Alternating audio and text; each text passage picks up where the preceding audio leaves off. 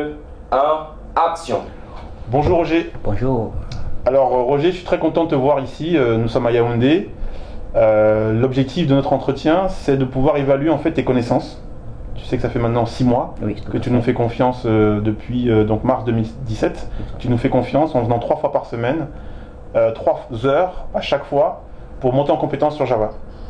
Donc moi je vais évaluer ton expertise et dans 10 minutes je te dis si oui ou non j'ai envie de t'embaucher.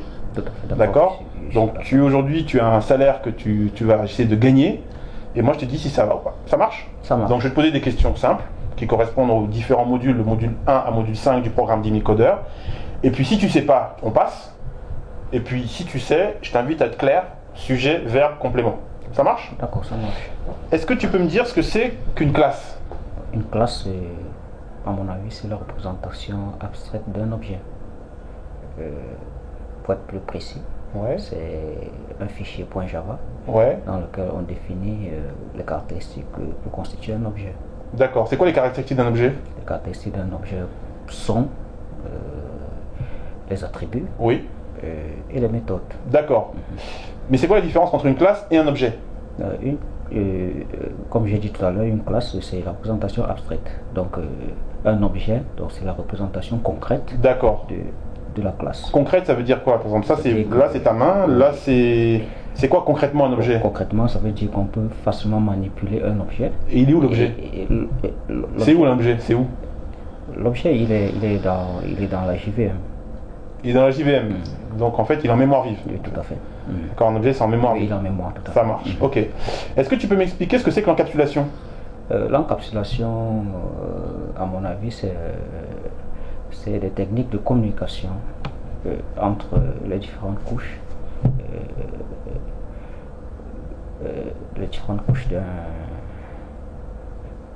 D'une application.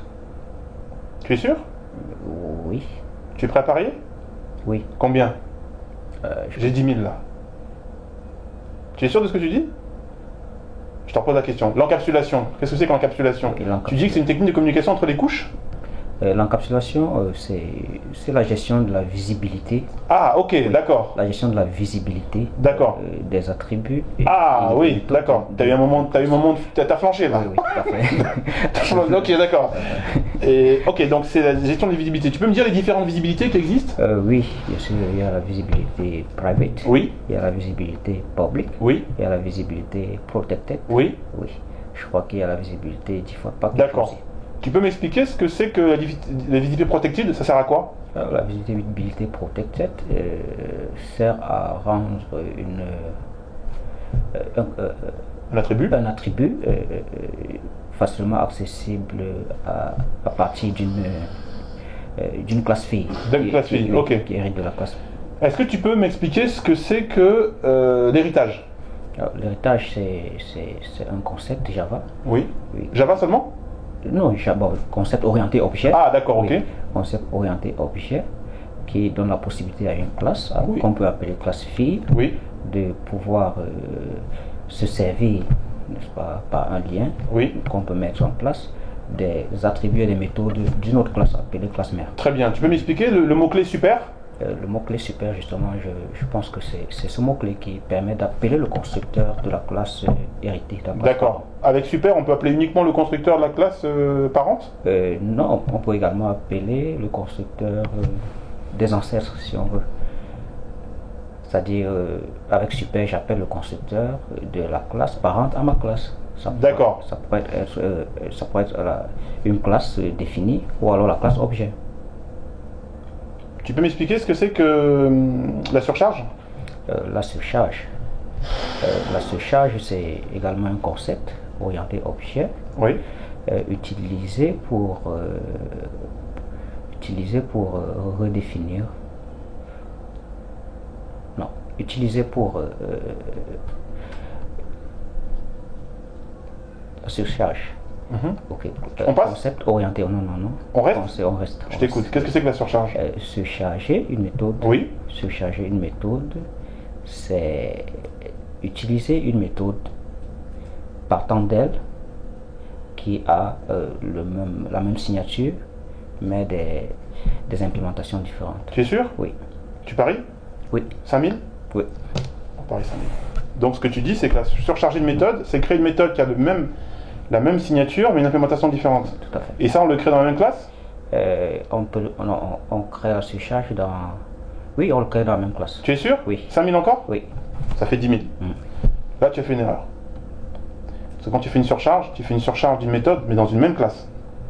Et en fait, tu crées une deuxième méthode qui a le même nom, mais qui en fait, il y a une signature différente. Tout à fait, les attributs sont différents. Tu as confondu en fait surcharge et redéfinition.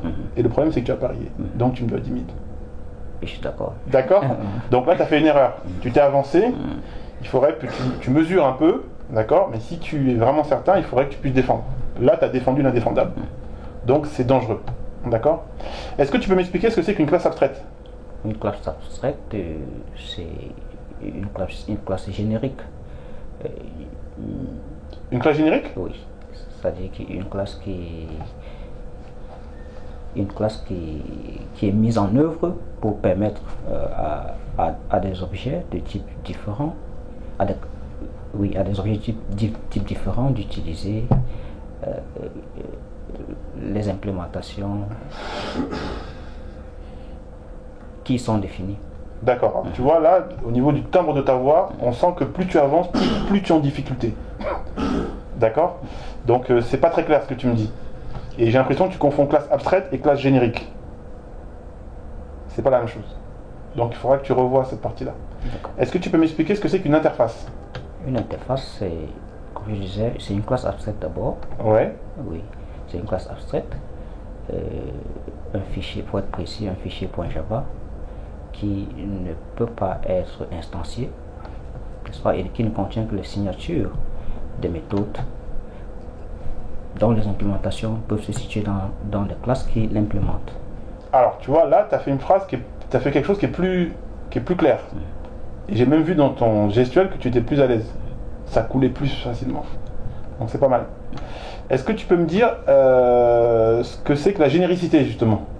Bon, la généricité, c'est un concept orienté objet. Très bien.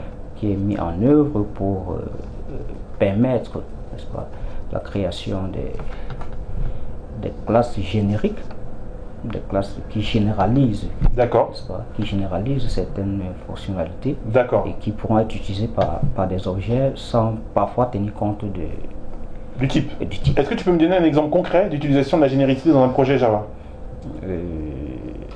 Bien sûr, on peut mettre en œuvre une classe générique, animale par exemple, et permettre que, n'est-ce pas, que divers types d'animaux alors puissent...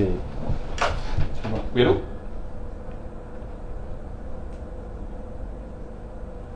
Oui, bonjour Olivia. Il est en bas? Oui, je prends. Merci. Oui, Martinia? Oui, Martinia, tu as vu Audrey?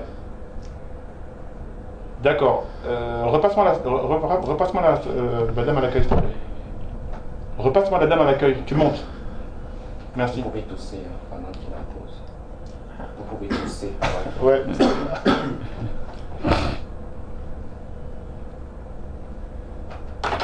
Bon, désolé. On peut reprendre? Oh, ouais, j'attends ton signal. J'attends ton signal, pardon. 3, 2, 1, action.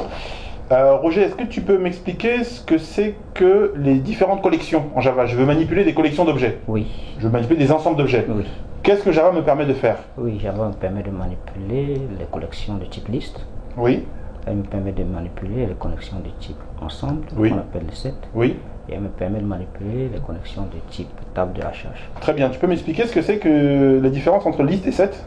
Un liste. Oui. Un liste, c'est une collection, n'est-ce pas, qui permet d'enregistrer une liste d'éléments. D'accord, mais un set aussi, il y a une liste d'éléments. Oui. Mais c'est quoi la différence? Quand est-ce que je prends la liste? Quand est-ce que je prends le set? Sauf que je prends le liste quand je veux un certain ordre dans ces éléments-là. Ah, c'est très clair. Oui. Et je prends un set quand est-ce que... Et quand je prends le set, quand je veux juste regrouper mes éléments dans une collection. Là, c'est pas clair ce que tu dis. Là, tu une arnaque. On appelle ça une arnaque. Là, tu sais, tu fais du bluff. Oui, mais ça, c'est pas bon. Il faut pas que tu rentres là-dedans. Si tu sais pas, tu dis tu sais pas. Parce que là, tu me fais un tour de passe-passe. Je te bloque. Je suis défenseur. Je te bloque. D'accord. Donc, si tu sais pas, tu dis tu sais pas. D'accord. Donc, liste, c'était très bon, ordonné. Maintenant, si tu dis 7, tu me sors, tu me jongles. Je te barre. Et dans mon esprit de recruteur, je te dis, lui, il est dangereux. Parce que lui, je vais être capable de lui donner une tâche. Et puis il pourra jongler. Il va me jongler et on va tous mourir. D'accord. Donc quand tu sais pas, tu dis tu sais pas. Bon, ça sert à quoi la table de hachage? Bon, la table de hachage permet de manipuler des collections d'éléments suivant le format, les valeurs. Très bien. Là, tu vois, t'es bon. Est-ce que tu peux m'expliquer? Donne-moi 5 étapes pour me connecter à une base de données qui est à New York. Je veux récupérer des données. Une base de données qui Oracle, c'est à New York. Moi, je suis ici à Yaoundé. Donne-moi en 5-6 étapes clés les lignes de code que je vais faire pour récupérer les données. Premièrement, je vais mettre en œuvre la communication. C'est-à-dire C'est-à-dire que je définis les paramètres de ma base de données distante. D'accord. En entrant peut-être l'adresse j'entre où? De la machine dans... j'entre ça dans les paramètres de connexion à la base de données. D'accord. Oui. J'entre les paramètres IP, j'entre les paramètres de mot de passe et nom d'utilisateur. D'accord, mais en termes de ligne de code, il y a la connexion. Tout à fait, la connexion Ensuite. à la base de données, et il y a l'instanciation de... Comment je peux dire ça? L'ouverture d'une nouvelle connexion. Il y a l'ouverture d'une nouvelle connexion. Ensuite. Et puis il y a la préparation de la requête. Voilà. Ce qu'on appelle le statement. Le statement, très bien. Ensuite. Le statement. Et puis il y a justement la récupération de l'exécution de cette requête, la préparation et exécution. Quand j'exécute, je récupère quoi comme objet? Et quand j'exécute, je récupère l'objet et en lecture, je récupère une liste. Un résultat 7. Oui, un résultat 7. Résultat 7. Tout à fait. Et ensuite, je fais la boucle sur le résultat 7. Bon, c'est pas très clair. Tu vois, là, tu tournes un peu en rond. Faut que tu sois bim, bim, bim, bim. Tu demandes de l'argent. Tu demandes combien? C'est quoi ton salaire que tu veux? Pas de 400 000 francs. 400 000, c'est beaucoup, mon frère. Donc, il faut être percutant. D'accord? Faut pas jongler. Il faut être percutant tout de suite. Ok. Est-ce que tu peux m'expliquer ce que c'est que RMI? RMI, Remote Method Invocation. Oui. Oui. C'est une technique. Oui. C'est une technique Java en particulier. Oui. Qui permet la communication entre objets distants. Ça marche. Ok. Bon, on va s'arrêter là. D'accord. Alors, qu'est-ce que tu as pensé de notre entretien? Il a été assez édifiant. Ouais. J'ai remarqué que je me suis mêlé les pédales à certains endroits. D'accord. Des fautes de confusion. Ouais. Oui. Et j'ai remarqué aussi que j'ai pas été parfois précis, parfois bien ordonné sur certains aspects. Tout à fait. Oui, mais dans l'ensemble, je me suis bien battu. D'accord. Alors, tu te notes combien entre 1 et 10? Entre 1 et 10, je prendrais un 8. D'accord. Ok. Alors, moi, je te donner mon avis. Pour moi, t'es plus près de 4 que de 8. 4-5. Pourquoi? Parce que pour 8, il aurait fallu que tu sois bon sur la partie avancée. Or, classe abstraite, tu n'as pas été capable de m'expliquer ce que c'est. Classe générique, c'était pas clair non plus. Surcharge, redéfinition, je me suis mêlé les pédales. J'ai emmêlé les pédales. Je te mettrai quand même 5. Parce que j'ai trouvé que sur la partie collection, tu as essayé de me jongler. Quoi? Roger. Tu veux me jongler? Sur les collections? Tu veux pas me jongler? C'est pas possible. Donc, mais j'ai trouvé que tu étais structuré. C'est-à-dire que tu m'as quand même balancé des phrases qui sont bonnes, quoi. Liste, set, H, propre. Ah, j'ai trouvé que c'était bien. Tu vois, ça c'était bien. J'ai aimé. Il y a 2-3 fois comme ça, tu as été clair. Donc ça veut dire que tu as un potentiel. On sent que tu as pratiqué. Mais à d'autres moments, tu étais flou. Ta diction n'était pas claire. Donc on sentait un peu de stress, c'est normal. Mais c'était pas clair, c'était pas assez suffisant. Donc moi aujourd'hui, j'étais 400 000, je te les donne pas. D'accord. C'est un premier essai, hein. Tu sais, c'est la première fois. Je ne sais pas si tu as l'habitude de faire ce genre d'exercice. Bon. Mais c'est une première. Donc tu vas réanalyser la bande, tu te referas le film. Et l'idée c'est que la prochaine fois tu reviennes avec plus d'assurance en essayant de voir un peu les points. Mais je te mettrai 5 quand même. D'accord. Ouais. En tout cas, je pense que c'est pas juste. Je te mets 5, c'est pour t'encourager. Te dire aussi que les lacunes que tu as, pour 400 000, il faut quand même que... Je lève le niveau. Voilà, il faut que tu lèves le niveau. Mais moi je suis confiant. Je pense que tu as un bon potentiel. Mais tu n'as pas trop révisé en fait. J'ai l'impression qu'il y a des choses que tu as vues, tu as révisé, et des choses que tu n'as pas... Disons que j'ai assez révisé, mais pas hier et aujourd'hui. Oui. Je suis venu. Oui, bien sûr. Je suis mis dans les conditions de quelqu'un qui cherche travail. Mais justement, il faut qu'après chaque séance, en fait, il y a des questions à la fin de chaque séance. C'est pour ça qu'on met des questions. Non, on fait le travail. Il y a des questions à la fin. On vous dit, les questions, il faut les connaître. Comme ça, tu titubes pas. Ça marche. Sur la base de données, tu n'étais pas clair. Il a fallu que je te souffle. Connexion, résultat, statement, les boucles, etc. Ok, ça marche. Bon, bah écoute, je te libère. Tu as pris quelque chose à boire? Tu as pris de l'eau? Je t'ai donné de l'eau? Tu avais de l'eau là? J'avais de l'eau. Tiens, je te donne. Bon, bah écoute.